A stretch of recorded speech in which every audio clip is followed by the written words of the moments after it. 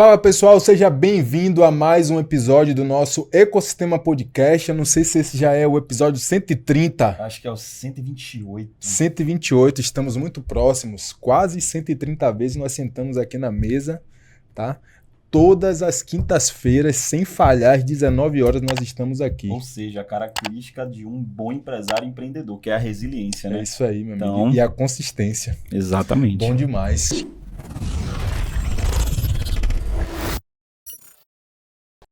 Gente, estamos aqui hoje com a Alaide Barbosa. Cara, a gente conversou aqui no bastidor, a Alaide falou muitas coisas que ela faz. Eu não vou me atrever aqui a apresentar a Alaide, mas eu vou pedir para que ela se apresente para a gente. Mas eu posso dizer que vai ser um bate-papo bacana. Inclusive, a partir de hoje, assim que o convidado entrar nos nossos estúdios, a gente já vai ligar a câmera. Boa. Porque é cada insight, cada coisa que a gente conversa no bastidor que, nossa, se tivesse falado no podcast... Será que vai ser tão bom quando a gente estava conversando? Desculpa você que não participou. É isso. Alaide, querida, seja bem-vinda ao nosso Ecosistema Podcast. Se apresenta aí para o pessoal da nossa comunidade. Vai ser uma honra conversar com você hoje aqui, tá bom? Obrigada, Menandra. Obrigada, Hugo, pelo convite. Estou muito feliz, até porque estou retornando para Salvador, né, minha terra natal. E estar aqui falando com vocês hoje, para mim, é algo diferenciado. Eu sou Alaide Barbosa, sou baiana de nascimento. Foi aqui que tem todas as minhas ideias, a origem, tudo começou. A empreendedora Alaide surgiu aqui, lá nos seus 15 anos de idade. E sou também graduada tenho 5 graduações, engenheira com doutorado, mestrado, doutorado e pós-doc pela USP. Passei por São Paulo, onde a gente empreendeu também. E hoje estamos aqui voltando a Salvador com uma novidade muito grande, que é trazer o lançamento do nosso último livro, né? Então, tem alguns livros. Esse livro é o último livro que fala diretamente à alma do empreendedor. Boa. E o lançamento é hoje, vocês estão todos convidados e eu estou feliz por estar aqui compartilhando com vocês essa notícia de última hora aqui. Que legal. Que inclusive o que a gente vai falar aqui é justamente sobre o título do livro, né? Mostra aí pro pessoal, Alaide. Vamos começar pautado nesse livro aí, meus amigos. Sonhos. Ações transformam o mundo. Você observou que o sonho Só que é o riscadão lá nos sonhos. Cara, sonhar não, né? Sonhar agir, é importante, né? Sonhar agir, é importante, né? Boa. Mas agir, meu amigo. É sobre agir, né? Sonho por sonho só. Se você não tiver ação, ele pode virar até um pesadelo, né? Então, o Caramba. sonho tem que ter ação. A ação é que realmente vai fazer com que você consiga transformar tudo aquilo que você sonhou, que você queria, em uma realidade que vai impactar vidas. Então, Isso aqui é um pouquinho do empreendedorismo com propósito que a gente vem trabalhar. E a gente traz aqui... O que acontece? A gente estava, nesses últimos anos... Para mim, o dar e receber é muito relevante quando você é empreendedor. Porque para eu me tornar empreendedora, até para fazer transição de carreira... Eu precisei muito buscar apoio, mentorias, e ler muito, e conectar com várias pessoas. E observei que quando chegou no patamar que agora eu tinha como contribuir com outros também, eu comecei a fazer várias mentorias. Então, sou ainda mentora pela Inovativa Brasil, Sebrae, dando mentoria em vários projetos, a própria Startup Weekend, lá nos hackathons da USP. E eu observei que eu queria mais, porque eu tinha um número limitado de pessoas que eu conseguia dar mentoria. E eu queria atingir um público muito maior para que tornassem empreendedores realmente com projetos de sucesso. E foi exatamente um pouquinho do resumo dessas mentorias que eu coloquei aqui no livro, para que ele possa alcançar, escalar, né? A mentoria, eu escalei um pouco a mentoria. Show.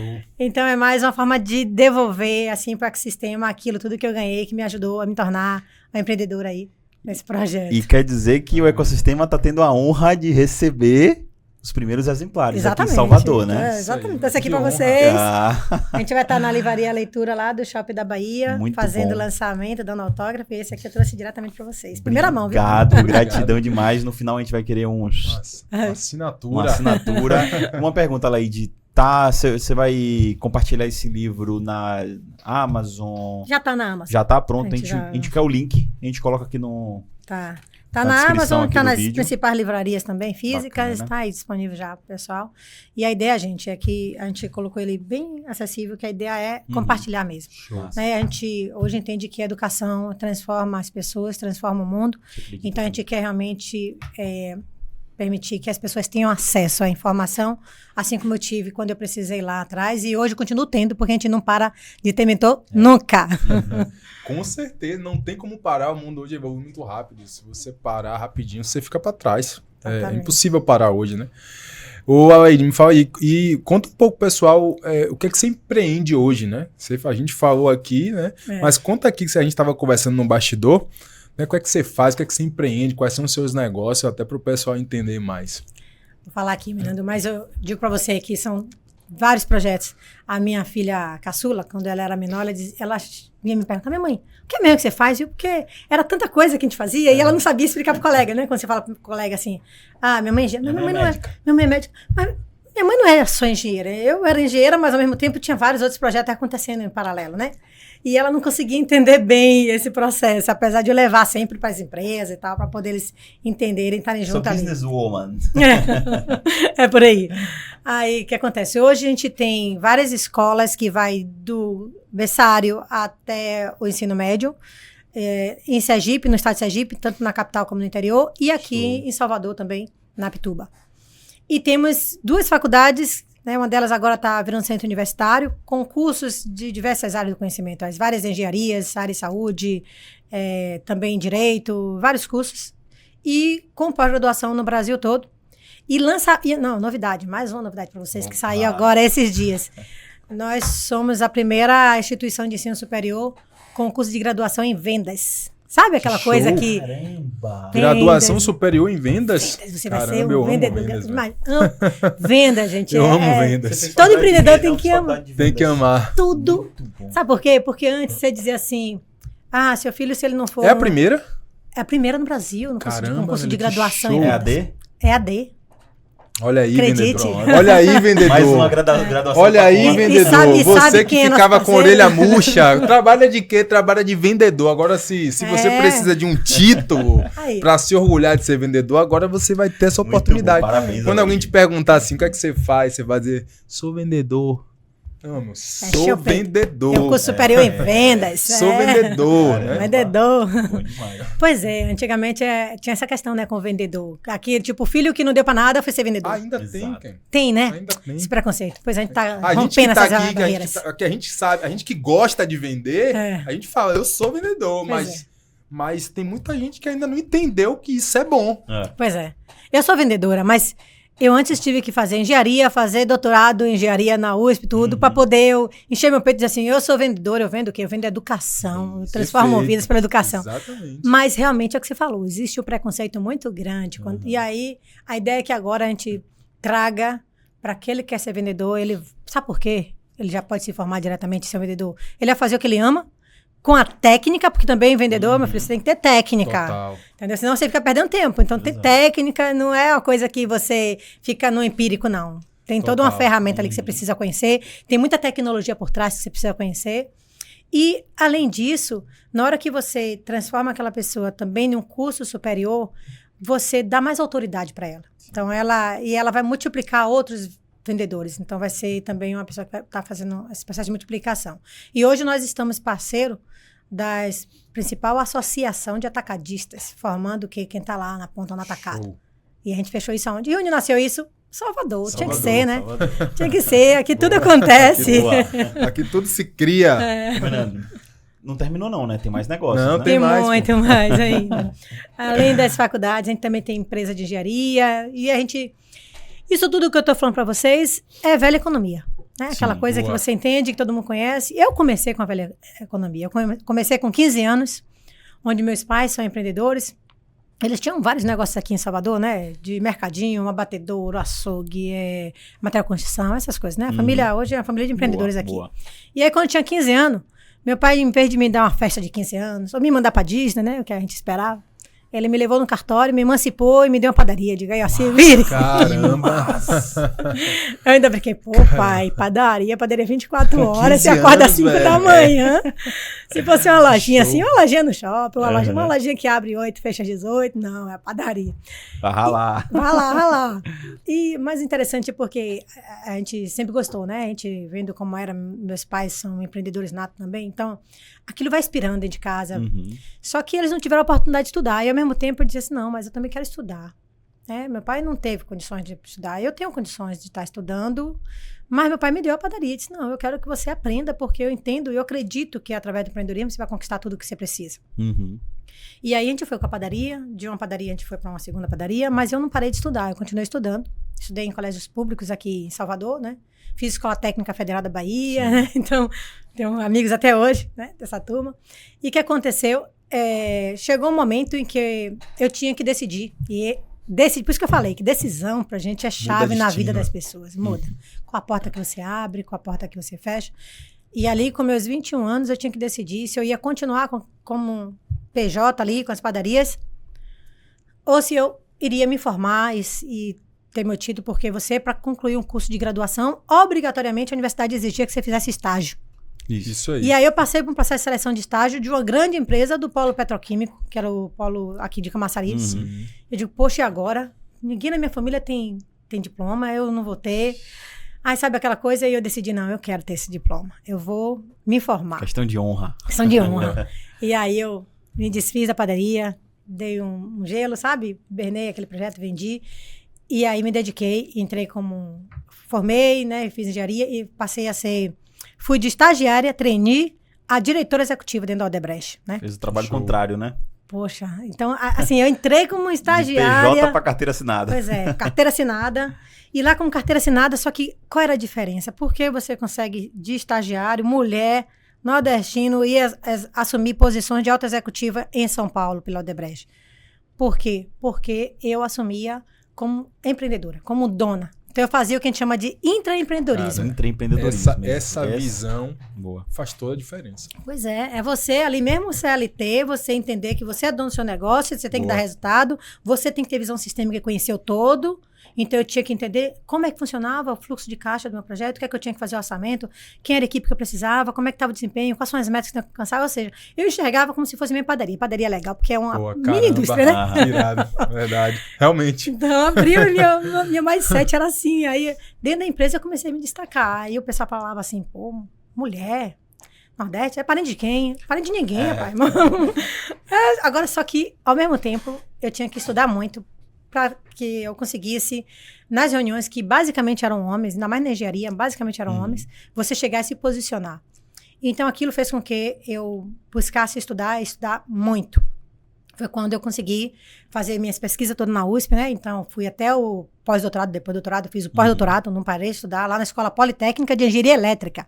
Imparável. Pois é. Lá quando o banheiro feminino quebrava, lá dava algum defeito, ou masculino, eles ocupavam o feminino e botavam que a mulher que tinha que andar pra poder virar. Caramba. Porque só tinha uma ou duas no máximo, a maioria era homem.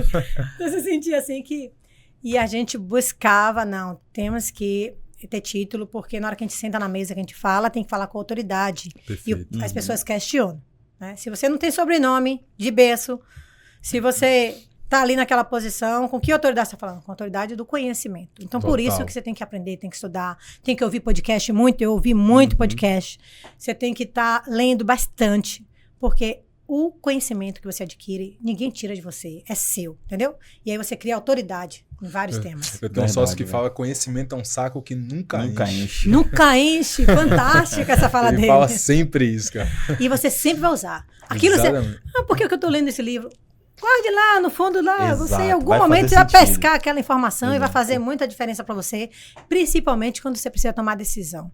Porque a decisão é algo que você toma, porque você na hora enxerga que você tem que decidir, tá ali na sua mão, mas você passa toda uma retrospectiva na sua mente, para você conseguir tomar aquela decisão, né? Então, esse processo da tomada de decisão precisa ser amparado o tempo todo por conhecimento, né? É o que a gente fala, que se você só aprende, só tá ali estudando, só tá aprendendo, é como se você estivesse em círculo, né? Que a gente fala aquela história do barquinho, você tá remando de um lado só, é círculo. Mas se você aprendeu e você executa, você toma decisão, você coloca aquilo em prática, você começa a nortear aquilo e dar um sentido, né? Se você pega isso aí, você aprende e você executa. Porque a gente fala de ação o tempo todo. Aprende e executa. A gente faz isso no nosso livro. A gente traz algumas técnicas e bota para você, e bota perguntas e responda agora. Não passe pro próximo. Execute. Porque você aprende, você executa, você começa a tomar um norte, vai tomar uma direção. Só que você pode ficar a vida toda linear. Eu sou engenheira, eu gosto de tudo exponencial, né? Sou da nova economia, gosto de exponencial. E aí, para você transformar aquilo que você quer em algo exponencial, não adianta só aprender a executar. Você tem que botar um expoente. Aí você joga um parênteses aí e joga um expoente. Que expoente é esse? Esse expoente, que eu até detalho um pouco aqui no meu livro, é a fé. O que é fé? Boa. Fé é força. Boa. E o é energia. Se essa força for uma força que você dedicou tudo ali, sabe como a gente diz aqui no Nordeste, é faca no dente, é sangue nos olhos, sabe? Isso é a força que você tá ali concentrado, foco, dedicado. Se aquilo tiver uma energia super positiva, você acredita, você tá com sua mente, o seu mindset limpo, conectado, acreditando que é possível, isso é positivo. Qualquer expoente acima de 0, nenhuma expressão matemática faz com que esse número seja algo exponencial. Se esse expoente é 0, ou seja, você não tem fé, tá no mesmo, é morno, aquela coisa assim, você fica na mesma, é um ponto na curva. Se aquele expoente for negativo, ou seja, você é pessimista, você não acredita, aquilo vai levar você pro fundo do poço. Então é uma equação matemática, a vida é matemática. Então, caramba, mesmo. Você aprende, você executa, você joga o exponencial da fé. Quanto maior a sua fé, mais exponencial é o seu negócio, é o seu potencial. Já dizia Napoleão Hill, né? Investe, mais você executa. Pois é. E quanto maior a fé, mais você executa, né? Quanto menos fé, mais você tem medo de executar. E muitas vezes você tem preguiça. Se você não tem fé, você tem uma dessas duas coisas. Exatamente, você procrastina. Agora, quando você vai procrastinando, você não consegue executar, realizar. Tudo fica para amanhã. O que você acha difícil, você bota embaixo do tapete, guarda na gaveta. Não dá pra fazer isso. Você falou tudo. Eu sou muito assim. Eu sou extremamente movido por um desejo ardente que tem no meu coração. Eu sou esse cara. E quando eu boto qualquer coisa aqui, é a fé que você falou, exatamente. Força quando e energia. Eu boto isso aqui na minha cabeça, cara, sai da frente, que a gente vai fazer acontecer, né, velho? Tudo que a gente pensa, eu faço assim, e, velho, o que eu vou precisar fazer, o quanto eu vou precisar trabalhar, cara, isso, eu não tô nem aí. Mas se a gente bota, né, a gente pensa aqui, vamos fazer, cara, vamos fazer, pô. Pois é. Vamos fazer. E é isso aí que você falou. Eu acho que o empreendedor, cara, acho que o que tem mais fé vence até o cara que é vence até o mais competente. Exatamente. Aí, Menando, isso que você está falando aí me remeteu a é tudo muito difícil, não é fácil. Muitas vezes a gente fala assim, né? Exato. E tem dia que você acorda assim, tem dia muito preparado, tem dia que não. Você acorda realmente, aquele dia que você tá... Nem todo dia é um dia up, não. Pois é, mas... E eu passei por uma fase, assim, na minha vida, que foi de tomar uma decisão muito difícil, porque alta executiva da Odebrecht, lá em São Paulo, assumindo alta posição, decidindo tudo, salário altíssimo, né? Eu era diretor estatutário dos negócios. Então, estatutário é você que responde por tudo, você que resolve. Você que resolve mulher lá a bronca. resolvendo tudo. E aí, o que acontece? Abaixo do dono é tu que manda. Aí chega um momento da vida que chega assim, você fala assim... Porque o estatutário você responde, né? Você tem responsabilidade civil. E chegou um momento da vida que eu acordava de manhã, ia trabalhar, mas eu estava observando que eu estava indo pelo salário. Salário altíssimo, você calculava o seu valor da hora, você dizia, poxa, tenho que ir. Mas não era mais por realização. Não era mais assim, o que é que eu vou fazer hoje? Qual legado? Quem eu vou transformar? E aí eu digo, não tá certo isso. Não, e essa hora chega para todo mundo. Chega a hora. Eu acho que chega para todo mundo, sabe? Todo mundo que galgou uma posição, que muitos anos ali trabalhou, porque pela oportunidade de realmente mudar sua realidade financeira, chega nesse momento de falar assim, tá, até aqui eu consegui ir, mas agora, não sei se eu...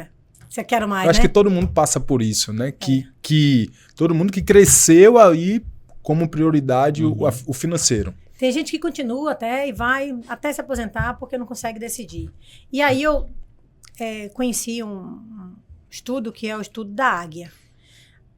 Estudando a ave de rapina, a águia é uma ave fantástica, né? Todo mundo quer se identificar com a águia, né? À toa que é o símbolo dos Estados Unidos, né? Exato. E a águia, ela tem uma fase no ciclo de vida da águia. Mas ninguém quer passar por essa fase aí. Essa fase que é a fase dos 40, né? Então, a águia, quando ela chega em 40 anos, ela tem que decidir se ela morre ou se ela continua a viver até 80, que seria o ciclo de vida dela. Mas como funciona isso? Quando a águia está com 40 anos, ela, biologicamente, o seu bico está tão grande que está perfurando seu papo. Então, ela não consegue se alimentar mais. As suas garras estão tão grandes que está perfurando sua pata, ela não consegue mais caçar. E suas asas, as penas, estão tão grandes e atrofiando que ela não consegue mais fazer altos voos. Então, naquele momento, a águia tem que tomar uma decisão. Se ela vai se conformar com aquilo e vai atrofiando até morrer, ou se ela vai tomar uma decisão na vida e romper aquela barreira. Caramba. E isso é difícil. O que é que ela faz? Ela pega toda a força que ela tem, toda a força que ela tem, e ela faz o voo mais alto que ela consegue, mesmo com aquela dificuldade, se isola no alto de uma montanha, numa pedra, para se proteger. Nesse lugar, ela começa a bater o bico contra a pedra. E o bico sangra e é doloroso. Caramba. E ela perde aquele bico. Perdeu aquele bico, aí tem um processo de nascimento de novo bico. Então, tudo isso tem um ciclo e é demorado e é São doloroso. Meses, né, que ela fica lá. E aí, aquele bico nasce. Nasceu o bico, o que ela faz? Ela arranca garra por garra, sangra e ela vai arrancando cada uma de suas garras. Aí aguarda, nasce novas garras. Com as novas garras, o novo bico, ela arranca cada uma de suas penas. Aí ela sangra, dói, mas nasce novas penas. Com novo bico, novas garras e nova pena, é uma nova águia. Só que uma águia muito mais forte, porque ela já tem 40 anos de expertise de todos os voos que ela já fez antes. E isso ela faz com que ela alcance voos muito mais altos. E isso, pra mim, foi um tapa na cara e foi aquele momento. Eu me identifiquei 100%. Aí sabe o que eu fiz? Hibernei e comecei a sangrar, fazer essa autorreflexão, esse processo doloroso para poder sair do CLT com um salário altíssimo, pedir demissão e dizer assim, não quero mais isso. E voltar para sua origem. Todo mundo dizendo que você era louca. Voltar para as origens e começar a ser CLT, a empreender, a pegar tudo que eu tinha juntado, comprar projetos, alguns falidos, outros em condições, e começar do zero a ralar, a fazer tudo zero, sem garantia de salário. Quantos anos então, você deixou para trás de CLT nessa decisão? Foram 20 anos. Caramba. 20 anos de CLT. Eu tenho as minhas medalhinhas lá, que a empresa dava aquelas medalhas, eu tenho medalha de 20 anos dentro da empresa. Então, aquelas que a gente ganha medalha lá, 5, 10, né? Dentro da Odebrecht, aí eu tenho a medalha de 20 anos. Então, foi um momento de eu dizer assim, não. E essa história da águia falou diretamente à minha alma. E foi a decisão. Ali eu tomei, foi dolorosa, foi um momento de reflexão, mas isso permitiu que eu alcançasse voos muito mais altos. E isso fez com que eu hoje conseguisse falar a Alaide de que empreende hoje na nova economia com startups de sucessos grandiosas, com vários negócios no mercado tradicional, com escolas, várias escolas, faculdades, empresas de engenharia, ou seja, isso tudo foi graças a essa decisão e a coragem de dar um basta e mudar de vida. E hoje tem muita gente não olha para o valor da hora, né? Não. Hoje, na verdade, eu quero ter a garantia de que todos aqueles que estão em minha volta são muito bons, estão preparados e têm os melhores salários, entendeu? Essa questão de você montar, formar equipe que não atrasa o salário, que tem a garantia de ter o seu recurso ali. Esse é um dos principais desafios do empreendedor. Né? Que é o empreendedor, ele não olha mais para o seu umbigo. Fala mais sobre isso. Ele é muito... Antes eu queria te fazer uma pergunta. Quanto esse processo seu de águia, quanto tempo durou e quando foi que você, tipo assim, você entendeu que você passou por ele? Quando foi que o bico, as asas e as unhas cresceram? Voltou exatamente. Quanto tempo durou isso aí, mais ou menos? Esse processo durou pelo menos 8 meses. 8 meses? Foi 8 meses onde eu comecei para fazer essa reflexão, eu comecei a participar, muitas mentorias, eu ia no Day One. Nossa, eu ia, me inscrevi em tudo, para ouvir outras pessoas, ouvir falas assim como essa, assim, podcast, para me dar coragem, sabe? Porque é o que você tem que paralisar o medo. Dar coragem que é possível, que outras pessoas conseguiram, e você vai conseguir. Fui pro Vale do Silício, fiquei 45 dias no Vale do Silício, também para poder entender a nova economia, para poder montar a startup. E até porque eu estava saindo do tradicional total e fazendo uma aposta totalmente na nova economia. E você saiu para isso? Você já saiu com essa cabeça? Você já saiu com essa mentalidade ou você descobriu isso no caminho? Eu tinha concluído o PhD na USP e eu participava muito dos hackathons, das novas ideias, inovação, os projetos de inovação. Sim, então eu estava totalmente imersa no mundo das startups, graças ao ecossistema lá da USP, né? Então, isso fez com que eu começasse a pensar, aí eu investi, claro que com rescisão de 20 anos de Odebrecht, permitiu que eu fizesse investimento e comprasse vários negócios. O que é que eu fiz? Comprei vários empreendimentos aqui no Nordeste, em Sergipe, comprei escolas, comprei faculdades. Então, eu montei um projeto do mercado tradicional, então ninguém também toma uma decisão assim, de forma sem ser racional, até porque a gente estuda e faz planejamento das coisas, né? Não é só na emoção. Não é só na emoção, de jeito nenhum. Então, a gente montou toda uma estrutura, um lastro com faculdades que a gente comprou, com escolas que a gente comprou, para poder dizer assim, já tem uma base segura aqui, entendeu? Construiu o LTV Pelo que ela falou, a criança assim, nasce você entra... investiu sabendo que com o seu conhecimento, a bagagem que você tinha, você conseguia fazer aquele negócio performar. Conseguia então, performar. Assim, e aqui foi até um educação. negócio inteligente, né? Educação, recorrência, LTV alto. Isso. Né? Então aqui... Estudei o mercado, fui escolher Aracaju, então comecei lá por Aracaju, entendeu? Boa. Que eu vi que era assim...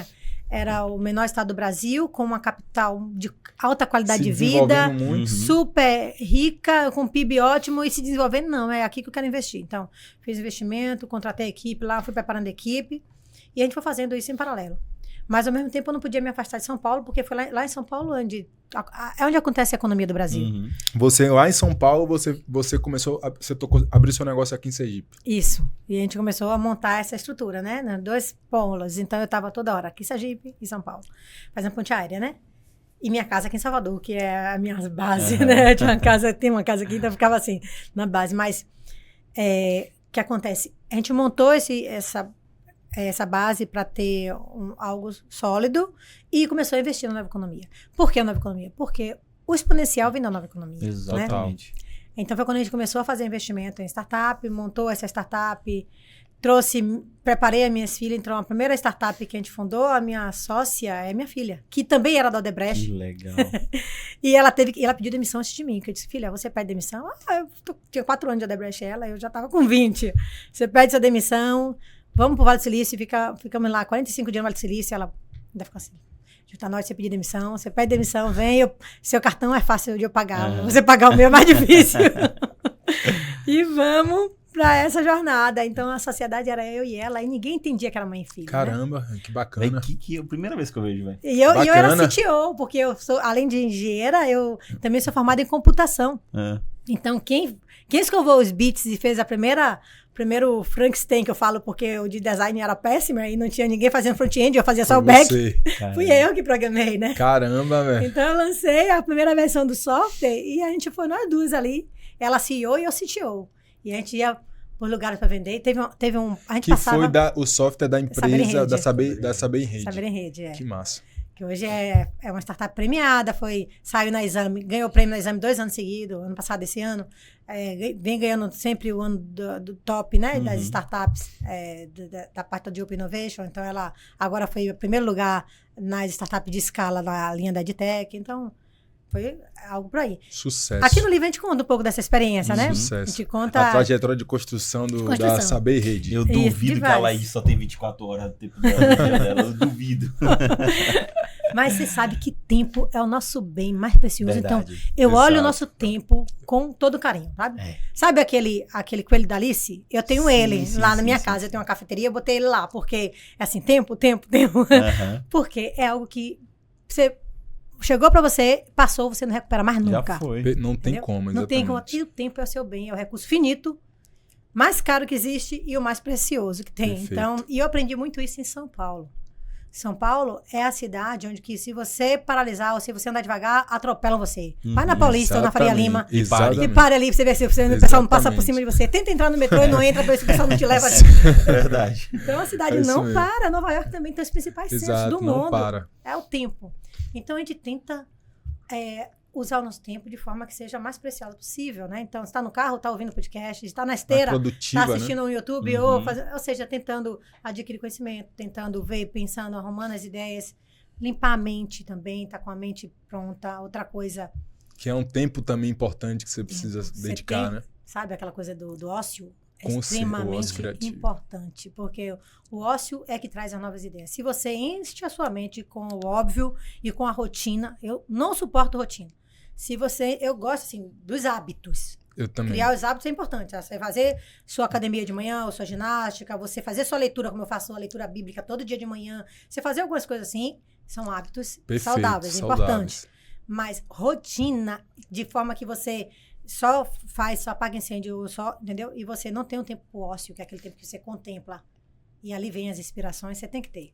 Porque é onde nascem as ideias. Concordo 100%. Eu tava ouvindo ontem Isso aconteceu comigo recentemente. Eu tava ouvindo ontem foi o Joseph Prince que ele tava falando, né? A respeito de um cara que construiu grandes negócios e alguém perguntou pra esse cara qual é o segredo. Ele não tem segredo. Simplesmente eu me isolo e peço pro universo para me trazer a inspiração certa. É isso. Ou seja, ele se isola, ele vai pro ócio. É isso. Isso já aconteceu comigo. É bem Napoleão Hill, né? Que é pensa em riqueza, pensar. Exatamente. Pensar. Esses dias eu sou muito assim também, né? Eu sou um cara que eu preciso do tempo livre, eu preciso apreciar outras coisas também para poder ser produtivo. E aí eu tava numa fase que, tipo assim, sabe aqueles dias que você tá trabalhando pra caramba e você se sente muito exausto e você sente que você tá improdutivo, você tá com bloqueio criativo e você fala, pô, o que é que tá acontecendo? E você aí senta pra trabalhar e você dá o seu gás. E aí eu falei assim, cara, tem tempo que eu não... Tem tempo que eu não paro, velho. Tem tempo que eu não paro pra ir lá pegar a onda. Tem tempo que eu não paro pra ler um livro. Eu tô o tempo todo achando que meu tempo tá curto, eu preciso trabalhar, sentar e trabalhar. E aí eu falo, não, peraí, tá errado, cara. E aí eu falei, não, vou parar. E aí eu lembro como hoje, tem um dia que eu falei assim, cara, eu vou sair, vou dar uma pedalada. E aí saí, eu precisava tomar uma decisão. E eu não conseguia tomar essa decisão. E eu lembro que eu tava uns 2 dias sem dormir. Eu falei assim, cara, quer saber de uma? Não vou abrir o computador agora não. Vou dar um pedal. Vou na praia. E aí engraçado que eu dei esse pedal, cheguei na praia, tomei um banho de mar. E aí quando eu saí da praia, veio a ideia pra eu tomar a decisão que eu precisava tomar. Na hora, assim. Conectou na fonte. E o mais engraçado é que, assim, a ideia foi assim, pega seu telefone e liga pra essa pessoa. É isso. Cara, foi exatamente isso. Eu falei assim, velho, como é que eu não pensei isso antes, velho? Isso. Tá tudo dentro de você. Total. Você precisa só conectar. Você falou tudo. E isso é importante, porque às vezes a gente tá tão preso na necessidade de produzir, de criar, que a gente não se permite... Né? Não enxerga, também né? tem apreciar outras coisas. Tem uma palavra em hebraico chamada leshlehá. Não sei se é assim que pronunciana, mas é sair pra dentro. Sair pra dentro. Perfeito. Sair pra dentro. Então, 100%, cara. Às vezes a gente busca tanto fora, mas tá aqui dentro. Né? A gente colocou um pouco disso aqui. Na hora que a gente fala, a gente dividiu o livro em 7 capítulos, né? Tudo que a gente tá falando aqui tá aqui. Então tem um capítulo que fala sobre transição de carreira, tem um capítulo que fala sobre o mindset do empreendedor e a relevância do empreendedor fazer essa conexão, o pensar, e como as ideias surgem, que a resposta dentro de você, como é que você escuta isso que está dentro de você, para você ali tomar essa decisão, a importância de saber decidir, de enfrentar o medo, as estratégias de guerra, lá do livro de Arte da Guerra, ou mesmo alguns episódios do Antigo Testamento, como é que as pessoas, em estratégia de guerra, hoje pode aplicar no seu negócio, na hora que você está num mundo totalmente competitivo, que você tem que trazer estratégias novas e tem que saber se posicionar. A gente traz um capítulo só falando sobre isso. Esse livro aqui eu já disse que vai gerar 7 novos livros, porque cada capítulo desse era pra ser um livro. É verdade. Realmente. Na verdade, eu tô pensando aqui, será que coube em cada capítulo esses... Cada um é um novo. Aí a gente fala sobre liderança, que é ser líder, como desenvolver o papel de liderança. Eu trouxe muito a minha experiência de liderança dentro da Odebrecht, né? Eu dentro da Odebrecht, a gente teve um treinamento que a gente fez, que é o Programa de Desenvolvimento Executivo, chamado PDE. Que a Odebrecht fazia com as pessoas que eles selecionavam que iriam ser formados para ser os altos executivos da empresa. E esse programa levava a gente para uma imersão, olha como a imersão é importante, para uma imersão lá no Baixo Sul da Bahia, na minha época eu fiz com o Dr. Norberto Odebrecht, né? Fundador. Sim, fundador. E aí a gente foi para lá, para o Baixo Sul da Bahia, e lá na fazenda com o Dr. Norberto, ele falou algo para mim que marcou minha vida, eu coloco aqui no livro. E aquilo marcou minha vida como um todo. Eu ali, jovem, tendo formação para a empresa para ser diretora, para me tornar executiva da empresa. E ele falou assim, isso foi a palavra do Dr. Norberto, decida errado, mas decida. Para ser alto executivo na Odebrecht, você tem que decidir. Depois a gente resolve no meio do caminho. Não pode você estar ali em cima do muro, por quê? Porque projeto. Você está ali, você tem que decidir na hora o que é que você faz, senão aquilo pode se transformar num caos total naquela obra, naquele processo, entendeu?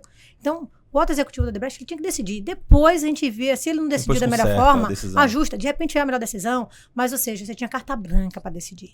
E isso eu implementei em todos os meus negócios. Então, os meus liderados, eles sabem. Isso é liderança, né? É formar decida errado, mas decida. Eu quero que você decida. Perfeito. Depois você me fala. E se não tiver muito certo, a gente ajusta. Foi erro nosso, entendeu? Eu assumo. Se der errado, você grita que a gente ajusta. A gente ajusta, mas não me liga para ficar perguntando as coisas, não.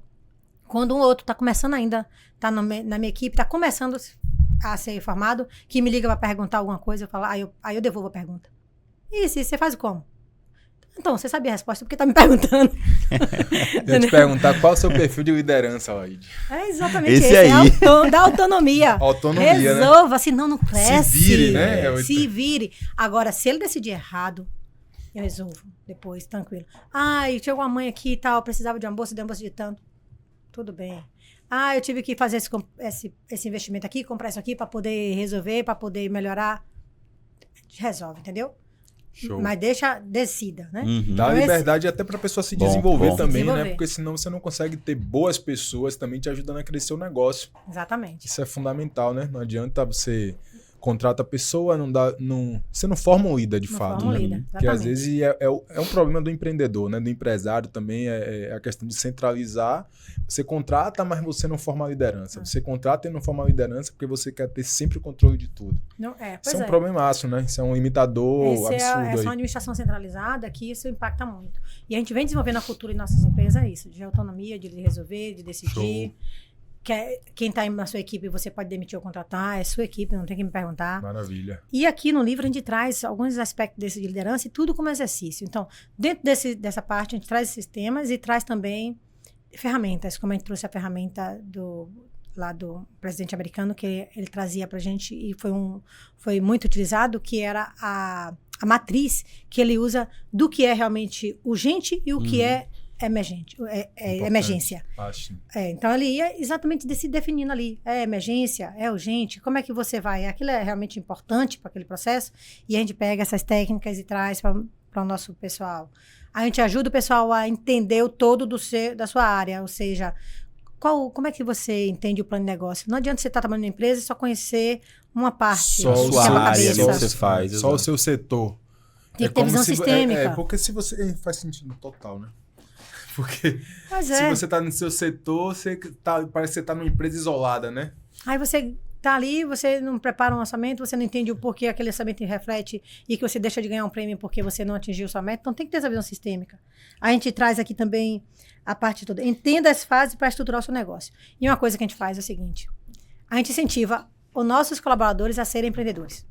Então, eu já pedi vários CLT para o CNPJ que estão comigo e disse, agora, tem vários casos, agora eu quero ser CNPJ, porque a gente incentivou tanto o empreendedorismo dentro da empresa, que a pessoa abre a sua empresa e passa a ser meu fornecedor, entendeu? E aí ele passa a ter vários clientes, eu sou agora um cliente daquele profissional que era fantástico, o CLT, e ele acabou. Então, a gente ensina como você montar seu negócio, estruturar, qual o passo a passo, em fases mesmo, de forma bem didática, porque eu sou professora, né? Então a gente faz de forma bem didática. Caramba. E o plano de negócio e investidores. Como buscar investidor, como tudo isso aqui, eu tô falando cada um dos capítulos do livro, a gente vai trabalhando. Vou ler esse último capítulo hoje. Como plano de negócio, como buscar investidor. E vai trabalhando todas essas temáticas aí. Então, o empreendedorismo, para mim, ele é uma forma de você mudar o Brasil. Porque na hora que você fomenta para que as pessoas sejam empreendedores, você automaticamente está gerando mais emprego, você mais imposto, você transforma a sociedade. Hoje, se você olhar só Salvador, você tem hoje 2,5 milhões, mais ou menos, de CNPJs criados aqui nesse momento, né? Se você pegar o número de empreendedores aqui em Salvador, você tem 12% são CNPJs criados aí. Então, ainda é pouco, entendeu? Com certeza. E isso eu tô falando CNPJ incluindo o MEI, né? Nesse processo, nessa conta toda desses indicadores. Verdade, Então, 12% verdade. incluindo o MEI é o número de CNPJs que a gente tem para a cidade de Salvador.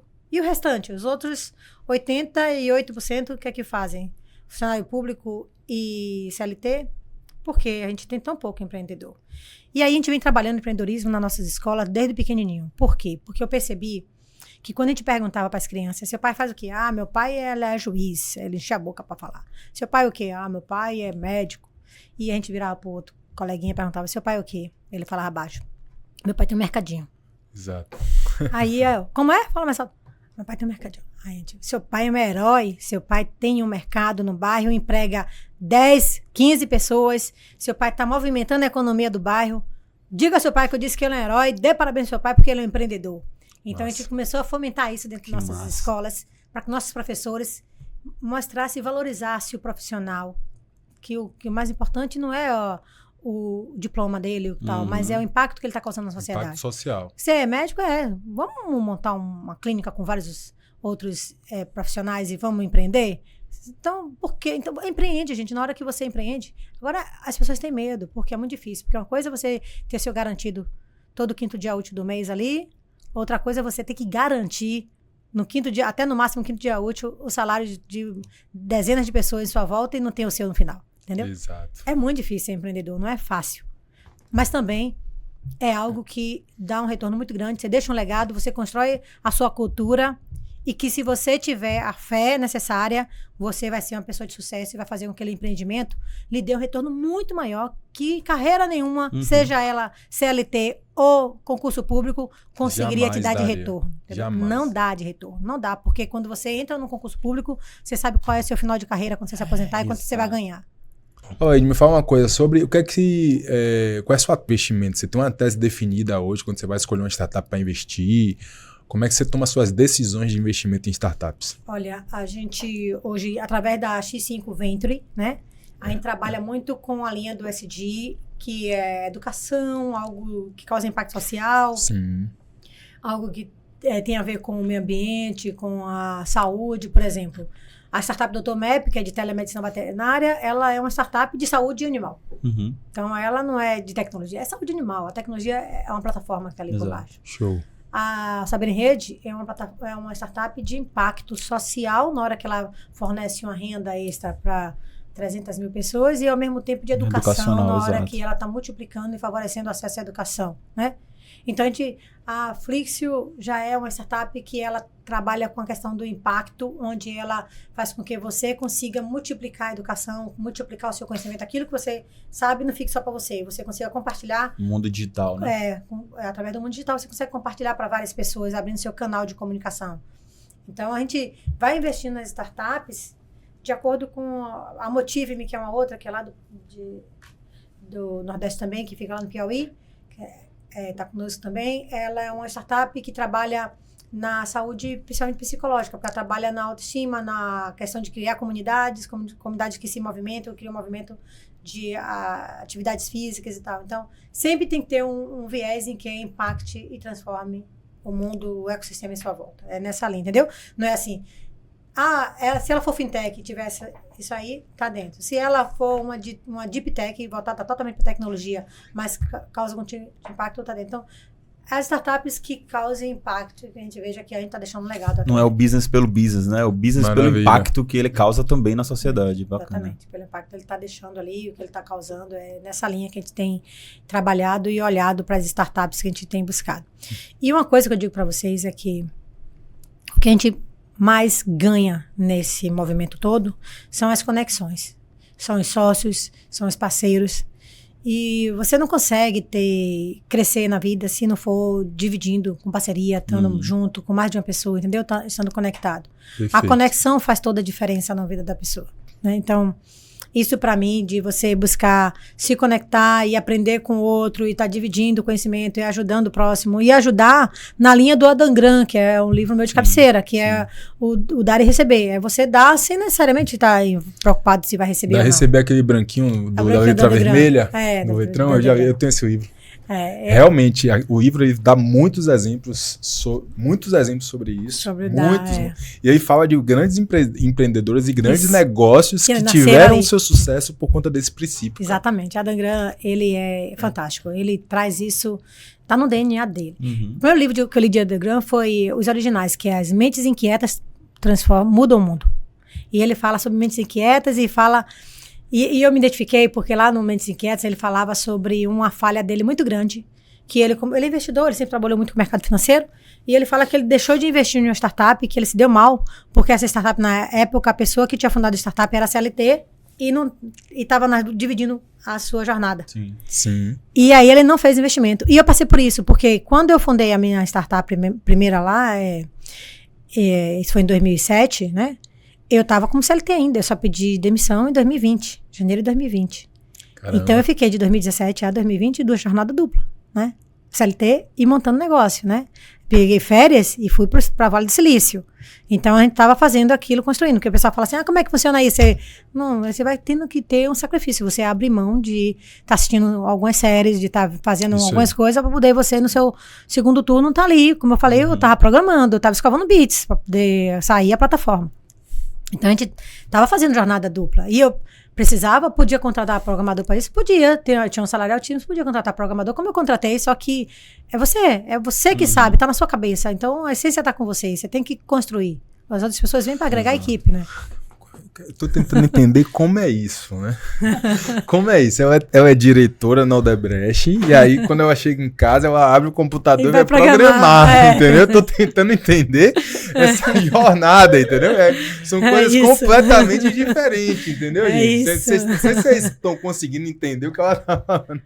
Ela sai lá, a diretora... Ela abre uma caixa, eu entro nessa caixa, só que ela já tá em outra. Qual era o setor lá na Odebrecht? A diretoria Eu era diretora estatutária de grande empresa, assim, empresa de engenharia na área ambiental. Então, a gente tinha vários municípios que quem falava com o prefeito, quem resolvia tudo, quem era diretora na cidade era a Laíde. Então, cidade de Rio Claro, cidade grande, Rio Claro, cidade... Egito. Perfeito. Tinha lá o faraó, que era o dono de tudo, mas quem mandava era José. Exato. E aí, imagina, aí chega em casa, abre o computador e vamos programar. Vamos programar. Mas porque aquela coisa da águia, sabe? Se você quer mudar de carreira, você quer fazer uma transição, você tem que se preparar. Eu precisava programar porque eu precisava ter a primeira versão do software ali e ver que estava saindo a primeira versão do software e estruturar a equipe e começar a fazer conexão. Mão na massa total. Mão na massa. E aí, como é que eu tinha que também... E eu e Laila, né? A Laila, ela estava como advogada dentro da Odebrecht. Ela trabalhou 4 anos como advogada da Odebrecht. Empreendedora serial também. Também, aí pediu demissão para poder ser a CEO da startup. Isso, porque geralmente no patamar que você estava, é assim, cara, eu não preciso programar. Eu vou usar o que eu sei para dizer pro programador o que eu quero. E aí eu consigo gerenciar isso. Agora, no seu... Eu tô se colocando no seu lugar, né? Que você se encontrar, sentar e programar, é mão na massa mesmo. Você é a pessoa que vai para cima e mete a mão. É como se você tivesse começando um negócio completamente do zero, sem dinheiro. Gás, com a mesma energia. Com a mesma energia. Com a mesma fé, com a mesma fé. Isso é a gente rodou o MVP. Tem que respeitar. A gente rodou o primeiro MVP, como eu falei, meio Frankenstein, né? Porque design era zero, não existia nem o X, nada assim. Era funcionar, vamos testar funcionando e ver o que é que dá. Aí a gente rodou o primeiro MVP em Aracaju. Então a gente pegou e foi rodar lá com a instituição de ensino para poder uma pessoa vender as primeiras vagas e a gente fazer e testar. Como foi na prática mesmo o MVP que você testou? Como é que foi isso? Era um software que era um aplicativo... Já estava no celular, não? Era em PHP. Sim. Não estava no celular, não. Ele era recursivo, assim, mas responsivo e tal, mas não tinha... uma app para você baixar nas lojas, ainda, não. Era só no portal. Bem MVP mesmo. Era MVP no portal, mas tinha a versão lá toda em PHP feita, funcionou bem, perfeito. Show. Onde as pessoas entravam, aparecia, vendia o curso, e ali, na hora que ele vendia o curso, já fazia o split bancário, que é dividir a comissão de quem era, entendeu? Só para o pessoal entender, tá, gente? É um marketplace de educação. Isso. E aí, a primeira coisa que você fez foi o quê? Foi buscar as escolas para poder... trazer escolas, trazer um negócio para isso aí. A primeira faculdade... Falar assim, cara, vamos botar a sua escola aqui no meu marketplace? A primeira faculdade que eu comprei foi em 2015. Você começou pelas suas escolas. Eu comprei uma faculdade em 2015. Foi 2015. Essa faculdade é uma faculdade que ela estava quase falida. Tinha 13 alunos. 13 alunos. Estava autorizado no MEC, tinha 13 alunos. Era o dono de uma escola e o negócio de faculdade é muito difícil. Tem prédio físico? O EAD? Tem prédio físico, era presencial só, não existia AD. Presencial. Era só presencial. E essa faculdade, ela estava praticamente fechando. Ele estava com um pepino grande na mão, porque estava cheio de professores e alunos e que ele tinha que dar conta. Porque os alunos estavam lá no primeiro semestre e ele ia fechar porque ele não sabia tocar o negócio de faculdade, que é um negócio muito difícil. E eu era avaliadora do Ministério da Educação. Eu tinha feito uma inscrição no MEC, como eu tinha doutorado pela USP, eu tinha feito uma inscrição no MEC para ser avaliadora do MEC para autorizar faculdades e escolas no Brasil. E aí saiu um edital no Diário Oficial. Eu fui para Brasília tomar um treinamento. Não é possível, né? Tomei um treinamento pelo MEC, o MEC tinha me autorizado. Eu era do MEC, auditor do MEC, para abrir e fechar a faculdade e fazer essas coisas, né? Não é possível. A Laíde tem 30 anos que não dorme. Não tem como. Essa conta não fecha, não, pô. Realmente eu conheci uma pessoa, gente, que tem 36 horas no dia. A gente é muito rápido, tudo muito rápido. E aí a gente não perde a oportunidade. Então a gente fica antenado com várias coisas que tá acontecendo, né? E aí isso fazia com que... Aí eu fui visitei faculdade da Pitágoras, que é do grupo, várias autorizando no Brasil. Então eu ia autorizar a faculdade e tal. E quando surgiu essa faculdade para comprar, eu digo, não. Essa faculdade, eu digo, vamos comprar. Aí minha esposa ainda falou assim, você vai comprar a faculdade? Minha esposa é militar, né? Então ela era funcionária pública, você vai comprar a faculdade? Vou. Como? E o cara queria um dinheiro que eu não tinha na hora. Meu Deus, um bocado de cheque pré-datado, dei 10 cheques pré-datados pro cara. dei 10 cheques pro cara e disse assim, vamos ver, eu planejei, vou receber os prêmios do Odebrecht tal, os prêmios tal, porque eu vou atingir minhas metas. Sim. Então eu vou dar os cheques casado com os prêmios e eu vou cobrir esses cheques todos. Caramba. E foi assim que veio o primeiro empreendimento lá em Aracaju, entendeu? E dessa faculdade, hoje a gente tem 7 escolas e compramos uma segunda faculdade esse ano. Que massa. Agora, né, nesse primeiro semestre, a gente comprou uma segunda faculdade. Então, as coisas, quando você acredita... Tava você fé, quebrado, acredita, não tinha faturamento. Então tinha faturamento pequeno, de 13 alunos, né? Conseguiu negociar bem aí, né? Também. Consegui negociar bem, mas tava acima da minha conta. O A minha conta prédio não fechava. físico, exatamente. O prédio físico era deles? O prédio é dele. O prédio continuou sendo. Eu aluguei o prédio, Sim, né? massa. Não fiz investimento em Ficou imóvel. prostituição. Você é empreendedor, observe isso. Boa. Você vai investir no seu negócio. Exato. Não é... Se você Caramba, quer investir em boa. imóvel, você vai ser investidor imobiliário. Exato. Então, uma coisa, outra Perfeito, coisa, outra coisa. Perfeito. E eu entendia que o negócio de faculdade é um negócio em escala. Hoje essa faculdade, que é a Faculdade Jardins, ela é a faculdade que atende o Brasil todo. Essa que lançou o curso de vendas agora, a Faculdade Jardins. Sim. É ela que tem parceria com os principais players no Brasil, de atacadista, agora com vários projetos. E tem cursos, mais de 20 cursos EAD espalhados no Brasil todo. Entendeu? Irado. Então a faculdade cresceu e tem milhares de alunos espalhados no Brasil. Muito bom. Então, mas você pergunta, Laide, você tinha o dinheiro para comprar o negócio? Não. Você conhecia o negócio? Conhecia, eu era vereadora no MEC, tinha estudado, sabia, tinha doutorado na USP, era professor, tinha sido professora aqui em Salvador, eu tinha sido professora da Faculdade Área 1, montado discurso lá do Grupo Dom Pedro, da Faculdade Batista, da Católica. Eu tinha dado aula na faculdade da Estácio, que era Estácio depois, que virou Estácio depois, eu, na época era outro nome na época. Ou seja, eu tinha dado aula em várias faculdades aqui. Então, eu conheço do negócio. Perfeito. Mas não tinha o dinheiro para comprar, mas deixei cheque pedatado e comprei. E mergulhei. E em paralelo a isso, eu continuei CLT. E fui montando negócio. Então, na hora que eu montei a startup lá em 2017 para 2018, é porque existia uma dor no meu negócio. Qual era o meu negócio? A faculdade tinha uma dor. E qual era a dor? Era colocar mais alunos para estudar na faculdade. Se eu precisava botar mais alunos para estudar na faculdade, eu tinha que achar uma ferramenta que, em vez de gastar uma fortuna com comercial na televisão, para botar na rede, no horário nobre, eu pegava aquele dinheiro, separava no caixa e ia dar para quem vendesse as vagas. Entendeu? Caramba. E aí eu comecei a fazer isso com meus próprios colaboradores que ganhavam salário mínimo. Aí uma dessas, até hoje ela fica dando testemunha lá, ela conta porque ela ganhava salário mínimo, só que ela tirava 7 mil por mês, fora só vendendo as vagas. Embaixadora. Embaixadora. E ela começou a vender. Tá aí, gente, presta atenção no que ela tá falando. Solução simples. Pois é. Verdade. Não, você solução enxergar a dor. simples. Olha só isso aí que ela tá falando. Presta atenção. Que isso é massa demais. Então, assim nasceu a startup para atender uma dor do meu negócio tradicional, sabe? E aí eu entendi, poxa, e aí eu fiz a primeira programação, o pessoal da faculdade não entendia nada como é que eu estava fazendo aquele negócio, tudo bem, mas se ela tá falando, vamos fazer aqui para testar. E rodou o primeiro MVP e deu certo, as pessoas começaram a ganhar dinheiro. Na hora que a menina ganhava um salário mínimo, começou a tirar 7 mil por mês, esse negócio funciona, entendeu? E começou a espalhar. E a galera começou a vender vaga, a faculdade ganhou, cresceu, e eu comecei a vender para outras faculdades, né? Só que a gente fez isso de São Paulo, porque eu estava da Odebrecht trabalhando em São Paulo. Então eu ficava à distância fazendo essas coisas acontecerem. Só que a internet facilita, não existe mais distância para a internet. Um voo você pega é 2h30, entendeu? Exato. São Paulo, Salvador. Então, tudo que hoje que você bota de dificuldade, gente, dá para você vencer todas as dificuldades. Para com isso de só achar dificuldade. Acha a solução, pensa, foca na solução e não deixa a dificuldade ocupar a sua mente. Não deixa. Pensa na solução, sabe? Quando alguém vier trazer para você algo que você vê que aquilo não vai dar certo, não sei o quê, pensa na solução. Pergunta logo, qual é a solução? Não perde tempo com aquela coisa, né? Não existe a dificuldade, existe a situação. Se você vai olhar para aquilo e vai colocar isso como algo difícil ou algo simplesmente que é uma coisa comum e que você vai precisar passar e resolver, aí é você que vai escolher como é que você vai agir, né? Mas o que existe é a situação, a dificuldade quem coloca é você, né? Pois é.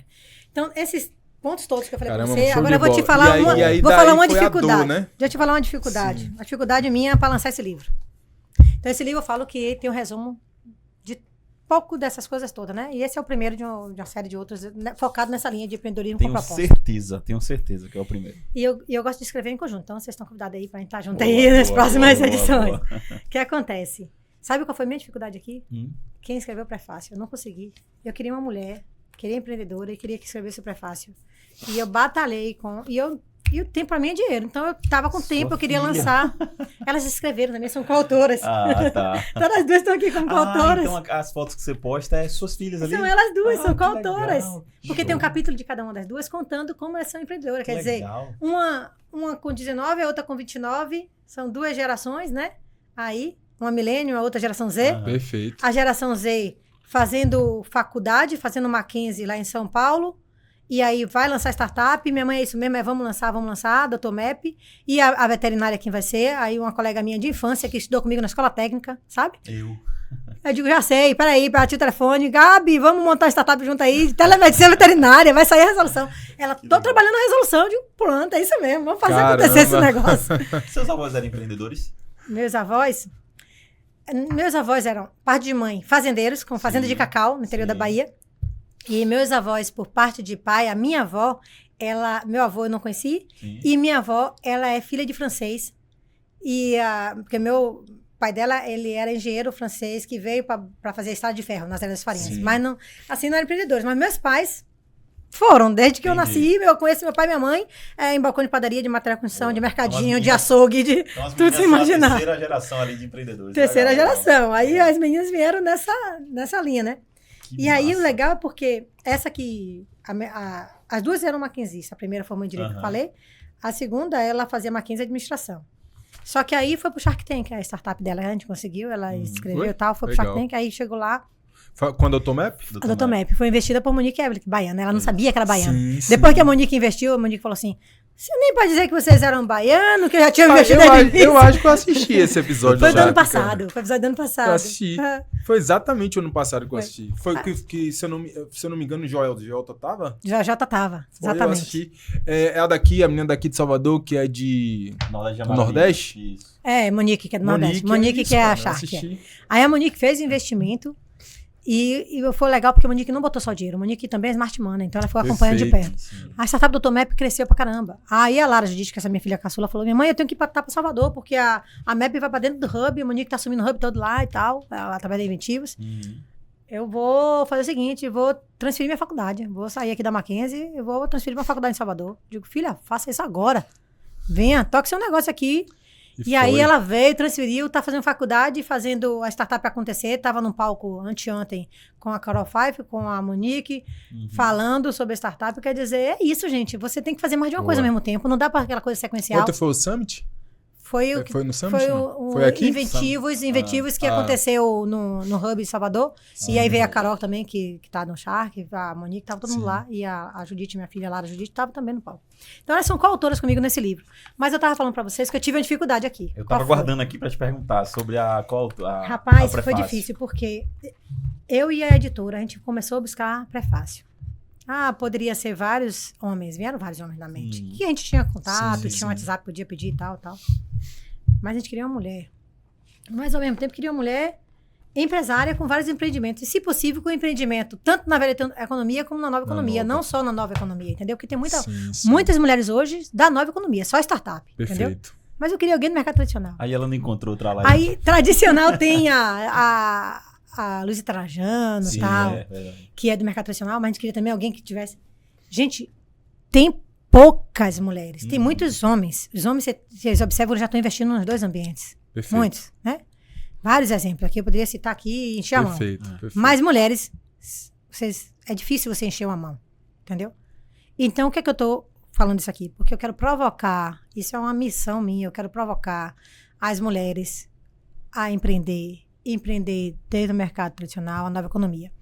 Aí a gente tá lançando agora, tá saindo no dia 9 de novembro, a Casa das Empreendedoras está saindo na rede Record, na Record News, e eu fui convidada por eles, esse programa já foi gravado, com 16 empreendedoras que foram selecionadas do Brasil, e aí eles me convidaram para poder ser a mentora da casa. Que massa. Então eu fui, já gravei com eles, vai sair na TV da Record, eu falando sobre cada episódio, assim, falando como ela atuou como empreendedora ali, qual foi o papel de líder, ou seja, trazendo aquelas características que a gente traz aqui sobre o empreendedor com propósito dentro da Casa das Empreendedoras. Isso foi muito legal, porque que legal conseguir estar ali falando para as mulheres e elogiando e colocando os pontos onde elas têm que melhorar para se tornar um empreendedor de sucesso. Para mim foi uma honra muito grande. receber esse convite. Foi a Renata que fez o convite, né? Que ela é que está puxando esse projeto da Casa das Empreendedoras. E foi para mim também uma honra. Maravilha. E pra gente uma honra também receber você aqui no ecossistema. Como é que tá nosso tempo aí, Hugão? Cara, o nosso tempo ele já Esgotou? passou, Já? já extrapolou. Caramba. Tenho que ir pro lançamento. Inclusive, falar justamente pra vocês que a Alaide, não sei se ela vai concordar, mas fala com a câmera ligada, voltar aqui. Fazer o, como é que fala? O 2. Fazer o episódio 2, Vamos, exato. vamos Porque tá assim, ela junto nesse aí, exato sim. momento está indo agora pro lançamento, né? Perfeito. Olha lá, ó, pega aí, diretor. Passou rápido esse episódio, velho. Eu achei que tinha uns 30 minutos de conversa. Juro a você. Nada. Já passou, bateu 1 hora agora. Caramba. Muito bom. Então é isso, pessoal. Vamos aproveitar aqui. A Alaide tá assinando o nosso livro. Você, né, por acaso, se você tiver interesse em conhecer, Uhum. comprar o livro da Alaide. Eu já gostei só dos tópicos que ela apresentou pra gente aqui. Demais. Achei super interessante. Um livro rápido pra ler. Eu tô vendo um livro pequeno, enxuto, rápido pra ler. Prático. Com preço acessível. Então, assim, você só não compra se você não quiser. Exato. Alaide, manda o link pra gente. Nesse momento que você tá assistindo, tá aqui embaixo, ó. A gente vai ver se coloca o link aqui pra você. Mas, de qualquer forma, depois fala pro pessoal aí de onde é que eles te encontram nas redes sociais, pra gente finalizar. Ok. Ok, pessoal. O nosso livro Sonho Tá Arriscado, então é Ações Transformam o Mundo. Jogou na Ações Amazon, Ações Transformam o Mundo. Bom demais. Jogou a Alaide Barbosa na Amazon. Acha fácil, tá na Amazon, entrega, frete grátis, tá? Então vale a pena. Redes sociais, Redes sociais, Alaide BM, é a minha rede social. no Instagram. No Instagram, Show. no LinkedIn, Alaide Barbosa, no LinkedIn. E lá no Instagram, na bio, tem o Linktree, que a gente tem vários contatos. Tem o projeto que a gente lança como último capítulo do livro, que é o projeto que é sobre esse movimento de quem ama empreender, que é o projeto Mãe. Então, a gente está com um olhar muito grande, onde a gente colocou nossos profissionais de educação, professores da faculdade e tal, para poder ajudar as pessoas que querem empreender, mas tem alguma dificuldade em uma área, não sabe fazer um DRE, não sabe fazer um business plan, precisa de algum apoio e tal.